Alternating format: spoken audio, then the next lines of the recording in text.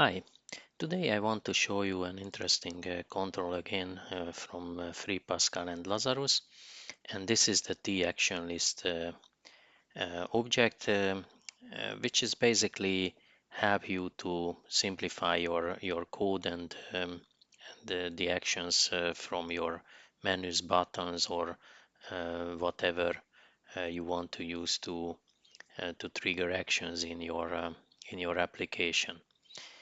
So why it is a handy object? Because as you will see, if you just use the standard controls like menus and buttons, uh, you need to code the system from different places, and you need to control the elements from different locations individually. So you need to do things with these controls, simply naming them and addressing them. So let's see how we can use the TActionList control. But at first, also let's see how we would code the application without it. So I prepared a very small application here with a very simple menu, and I added two menu items. One is the open file. The second is the disable open, and I will show exactly what or why I define these two things. And I also use a button here to imitate that we want to open a file, or we want to get the open file window popped up. So what we are doing in this case, of course, at first you need to place the menu itself. So you need to create your menu, and you need to create your menu items here and define, of course, the properties for them. And then you also need to link actions to the menu and also to the button file. So here I already created the event for the open file menu item, and this is the open file click. And if we go there, currently I am just showing a debug information that the menu event executed. The same I should do for the button, because theoretically we are doing the same thing with the button. So let's define a button click function, and let's copy the debug information, of course mentioning that this is a button event. And let's run the application. Of course, when we go to the console input window, just to show what is happening, when I click on the menu item, of course I get the debug information menu event executed. If I press the button event executed. So this works fine. But what happens if we want to disable this button and we want to disable the menu item to open a file? Of course, we need to set the disabled or the enabled property to false, and this will make the job. So let's do this with the disable open menu item, which I already created. And also here is the action for it, but I didn't type anything yet. So let's start with the disabling these two menu, or the menu and the button itself. So what we can do is that we have the menu open file, and we have an enabled property on it, and let's make it to false. Okay, we disable the menu item only. And what we need to do as well, we need to disable the button. So the same name with the BT start, and let's disable it like for the menu item. So when we run now the application, of course we can still get the functions at the beginning, but if we want to disable, we say close. Okay, this should be disabled, but I named it close. And now you can see that the button became disabled, and also the open file menu point is disabled. Okay, so basically we got these two things enabled or disabled with the functions we wanted. But now let's define the T action, and let's see how this can work. So let's see how we can simplify this with the T action list, and you will see that this makes the life much more easier. So let's put at first the T action list on the form. Okay, name it just simply action list or actions. And then, like for the menus, if you double click on it, then you can define actions under this actions control or actions object. So let's add the first action, and let's call this action open file. So we had originally two events, one from the menu, so one from the open file menu, and one from the button file. So let's delete these actions now because we will not need them. So let's go to the open file and let's delete the action, and then go to the open button file as well, or button control as well, and delete the on click action. So now we can't reach these actions because these are not linked to the buttons or the menu item. But if we come to the open file T action, we have events here, and what we need to use when we want to run the action itself, of course, we need to define the on execute action or event to get an application using a kind of controller about things. So let's put it here, and we created the action itself. So now let's add the debug information again, and we will see what it's doing.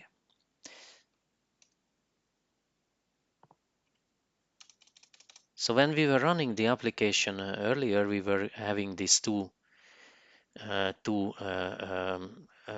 let's say event procedures called, and we could differentiate between what was calling this action. So if it was the button or if it was the menu.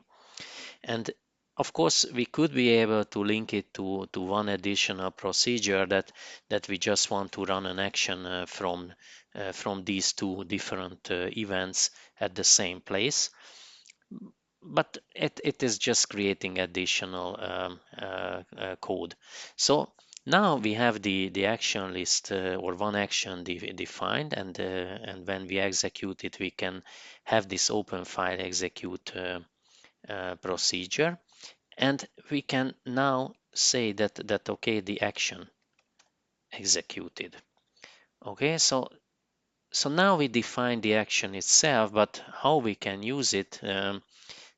We can use the action itself at the menu item. So you can see that we have here an action, and we can define this action, and this will be the open file in our case. So as you can see, we are not calling the action list itself, we are calling the individual actions listed under the action list. So now I linked the menu item or the menu itself to this action, and let's also set the button action, because we also have on the button this action, and let's link this also to the open file. So now when we are running the application, as you could see, we have one action, one single action. We don't even need the event procedures for the menu and the button. And when we come to the open file menu point, then you can see that the action itself is executed. If we press the open file button, again the action executed. So now we don't need the two different events, but we only need one procedure coming from the action. But this would be just, one simplification of the coding, because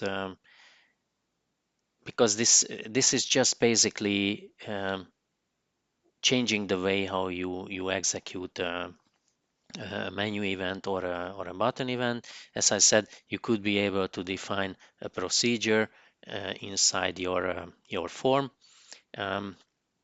Form object, and with this procedure you can combine the two actions to one place, or even you can call the same action from the button, or same event from the button, and from the menu as well. So you could be able to get it into one place where you want to handle the actions from the button or from the menu. But why the action list is still, let's say, a handy control? Because as you could see, when I had the disable function or disable event, so this one here, I had to use two disable um, code here, that I'm disabling the open file menu, or I'm disabling the button. But now because we have the action list itself and the action itself, which we called open file, we can simply say open file enabled, and let's disable it, of course, like before. And let's see now how the application works. So instead of using two different things, so again, open file works, button works. And now if I go here and I'm saying that okay, close, and now you can see that immediately the open file button and also the open file menu point is disabled. So now if you want to enable or disable different elements in your application, this you can do from one location or with one control, because this action control, so this one here, um, is taking care about the common things about the application. Of course, not everything can be controlled, but as you can see, what you can do here, to enable or disable or checked, for example, because we could be able to use the checked as well. So let's see what we are doing if we are also doing this with the open file checked. Let's say it's true. So now let's run the application and just press the close. And you can see that in the menu, it's immediately checked. Of course, you can't do this with the button, because the button cannot be checked, or it has no checked um, um, checked property, but because the menu item itself has a check property, you can use it to check also this menu item. Of course, auto check can be also used, and so on. So what we can also do here is that we can define the shortcut directly to this action, and this will link the action to the menu item itself. So here we have the menu, and actually I don't know why I can't see here the Alt O. Okay, let's put it here. Okay, okay, we set the Alt O here, and oops, and now we should see it in the menu as well. Of course, it's here. So again, let's delete it just to show that once we delete it, then it disappears. And now let's go to the actions, to the open file, and let's define the shortcut here. So let's, or we can grab the key, Alt O, and now we define the action or the shortcut to the action itself. And now when we are going to the menu, then we can already see that the Alt O is appearing in the shortcut. So basically, the menu is taking over the shortcut defined for the action. So you don't need to set up always this menu item, because or the menu itself, like everything you need to set up from the beginning. But these basic things you can set up, of course. So this basically simplifies the creation of the user interface, and also simplifying a little bit the coding itself, because you need to handle only at one place the actions what you want to perform, and you just simply link the controls like the menu items or the buttons or option menus to the same thing. So this is the T-action list, and I hope you enjoyed this tutorial. And if you didn't subscribe so far, feel free to do it right now. And with this, I say goodbye and see you next time in my tutorials.